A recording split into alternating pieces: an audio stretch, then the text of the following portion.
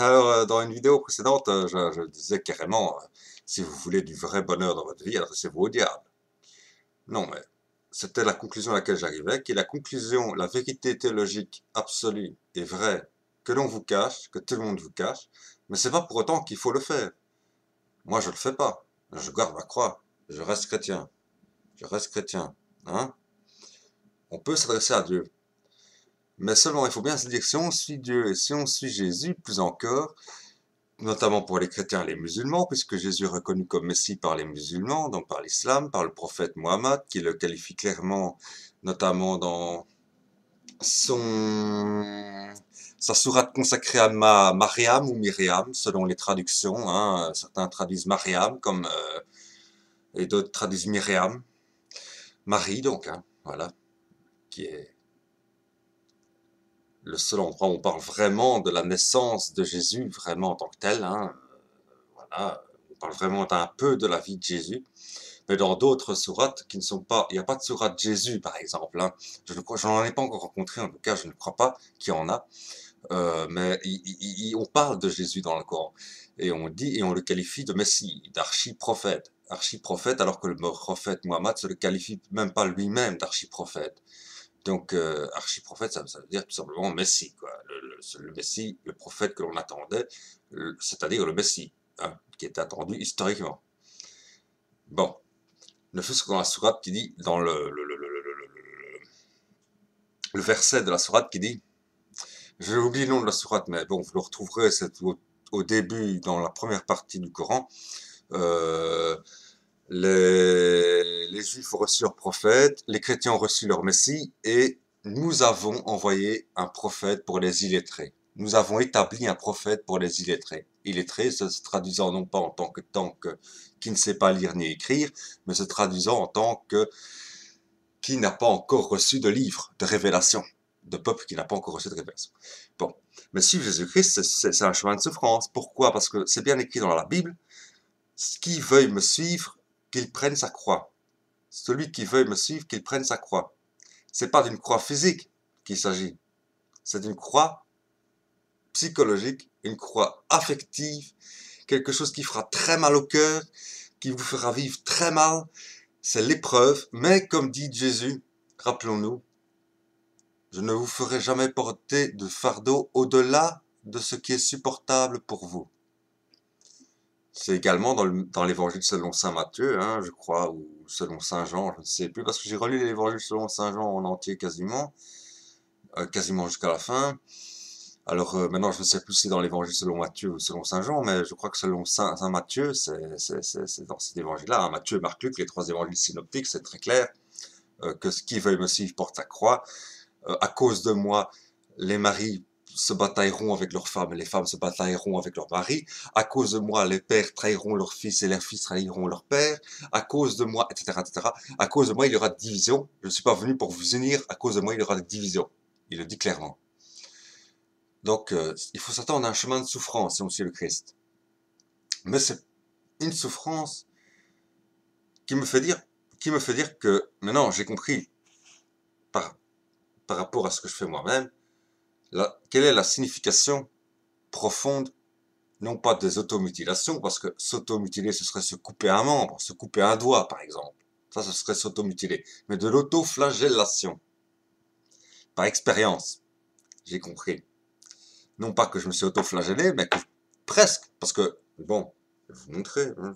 Je sais même pas si ça se voit encore. Je ne sais même pas si ça se voit encore.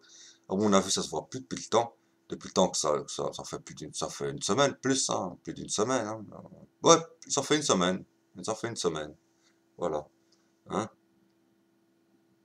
Avant, on le voit même plus, vous voyez.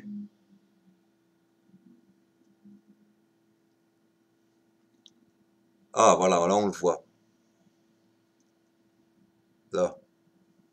Et l'autre côté, c'est idem. Enfin bon, voilà, je m'étais coupé au couteau. Hein, voilà. Je m'étais fait une blessure au couteau. Pas coupé au couteau. Blessure au couteau. Une blessure. Ça a même moins scellé que lorsque je l'ai fait accidentellement en aiguisant le couteau. Avec un couteau Victorinox, non, ça coupe pas, hein, ça coupe pas grand chose. Mais quand il est aiguisé, il coupe très bien. Attention. Hein. Mais bon. Mais j'ai compris le sens de cette autoflagellation si un médecin voit ça, il me dit, oh, t'es bon à être enfermé. Pourtant, on dira pas ça à quelqu'un qui pratique le silice ou la discipline. Le fouet, discipline. Le fouet en forme de barbelé, hein, avec des formes de barbelé au bout. Hein. Bon, le fouet de discipline. Que pratiquent pourtant les membres de l'Opus Dei. Hein. Bon, voilà. Je ne suis pas membre de l'Opus Dei, je suis contre l'Opus Dei personnellement. Je suis plutôt, enfin pas contre, mais réticent à entretenir quelques rapports que ce soit avec des gens de l'Opus Dei. Bon, voilà.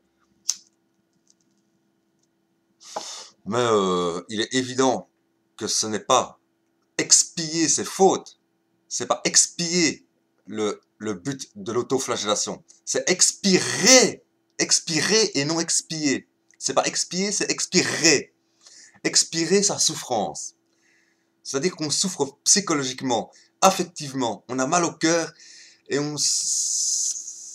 et pour expirer et non pour expier ses péchés ou ses pensées pécheresses, pour expirer ses souffrances affectives, on se fait de la souffrance physique parce que ça permet de se sentir mieux après. Et c'est vrai, on se sent beaucoup mieux après. Et effectivement, quelqu'un qui suit le Christ avec foi et avec ferveur a forcément de la souffrance affective. Mais ce n'est pas pour ça qu'il faut abandonner le Christ. On peut demander des choses au Christ. J'ai demandé quelque chose au Christ, c'est arrivé. C'était un vrai miracle que ça arrive, parce qu'à l'époque où je l'ai demandé, j'étais vachement beaucoup plus crade que maintenant, et que à l'époque où je ne demandais pas, et où j'ai été rejeté 900 fois, non pas 900 fois sur 5000, mais 900 fois l'une après l'autre, 900 fois sur 900 l'une après l'autre, hein, jusqu'à ce que je fréquente la personne que j'aurais jamais dû fréquenter de ma vie, bah finalement, le diable t'amène là où, quand tu es faible, le diable t'amène là où il veut. Hein. Voilà. Mais enfin, comme dit l'autre, un mal pour un bien. Un mal pour un bien. Bah sinon j'aurais fini en prison. Hein. Bah oui.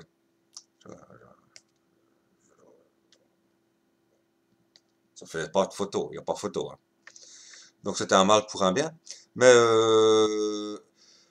malgré, malgré que j'ai demandé à Dieu et j'ai obtenu, mais ça n'a duré que 2 ans, parce que effectivement, comme je le disais avant, j'ai oublié de prier pour remercier Dieu.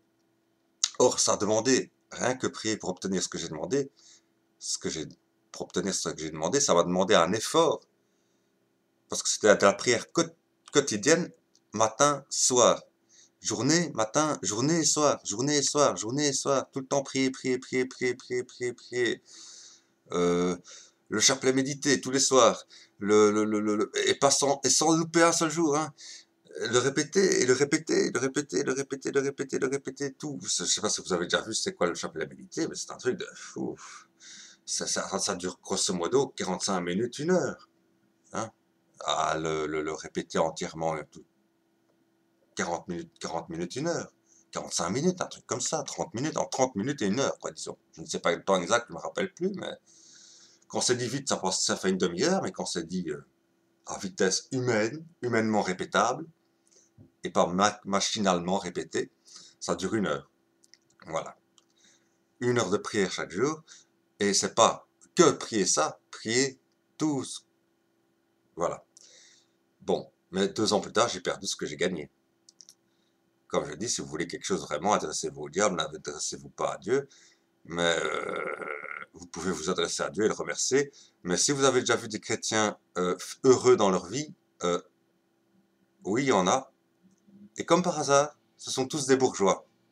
Doivent-ils leur bonheur à Mammon ou doivent-ils le bonheur au Christ? Je ne sais pas. À Mammon, au dieu de l'argent, ou au Christ? Parce que je regrette, il y a qu'un seul livre qui assure que lorsque vous êtes croyant, vous allez être heureux dans cette vie ci-bas, ici-bas. Vous allez être heureux ici-bas. Ici, il n'y a qu'une seule religion, c'est le judaïsme. Ou dans les psaumes, mais les psaumes ont été écrits par qui? Par un roi, le roi David. Il est normal qu'ayant été élu roi par Dieu, il n'écrive que des choses bonnes sur Dieu. Il dit, ah, quand on croit en Dieu, c'est le jackpot. Mais depuis Jésus-Christ, on sait bien que le jackpot, ce n'est qu'avec Mammon, pas avec Dieu. Avec Dieu, c'est la souffrance, que celui qui me suit s'apprête à porter sa croix. Vous serez pourchassés à cause de moi. Et qui aime le monde n'aime pas Dieu. N'oubliez pas ça. N'oubliez pas ça. C'est pour ça que nous demandons pardon chaque fois que que nous reconnaissons que nous sommes pécheurs. Parce que nous aimons les femmes, nous aimons l'argent, nous aimons notre position sociale, nous aimons nos vacances, nous aimons la nature, nous aimons nous balader, voir de belles choses. Donc nous aimons le monde et nous n'aimons, et de coup, nous aimons moins Dieu puisque nous ne pouvons pas servir deux maîtres à la fois la nature et à la fois Dieu, créateur de l'univers visible et invisible. C'est pour ça que nous demandons pardon, parce que nous sommes vraiment pécheurs. Même l'ermite est pécheur. Le pire des ermites est un grand pécheur, parce qu'il adore la nature. Sans la nature, il se sent mal. Sans la nature, il se sent mal. Il se sent perdu. Je n'ai plus ma nature. Ah, mon Dieu! Mais c'est un grand pécheur. Il n'aime pas Dieu. Il n'aime pas Dieu. Sinon, il préférerait Dieu à la nature. Donc, moi, je préfère... Je dis pas que je préfère les femmes à Dieu, mais j'aime bien Dieu parce que Dieu a créé les femmes et que les femmes sont belles à regarder. Voilà. Mais donc, c'était pour tempérer, pour dire effectivement, quand nous sommes croyants, nous devons nous attendre à souffrir beaucoup, mais nous pouvons demander à Dieu et ne pas nous en remettre au diable forcément. Mais soyons clairs et nets, le jackpot, la religion jackpot, parce que vous avez la foi, vous allez être béni et jackpot pour vous, ça n'existe pas. Ça, c'est la société qui le veut. Les seuls chrétiens heureux que j'ai vus sont ceux qui se placent au premier rang dans les églises. Ce sont tous les bourgeois. Bon, ok. C'est les seuls que j'ai vus heureux. Hein. Quand vous êtes chrétien ou musulman, ne vous attendez pas à être heureux dans votre vie ici-bas. Attendez-vous au bonheur dans l'au-delà. C'est le bonheur dans l'au-delà qui nous est promis, pas le bonheur ici-bas. Donc voilà, rappelons-le nous bien. Quand nous nous engageons dans la voie du Christ, nous devons nous attendre au bonheur dans l'au-delà et préparer ce bonheur dans l'au-delà et non nous attendre à un bonheur ici-bas parce que ici-bas, prenons notre croix et souffrons. Et flagellons-nous.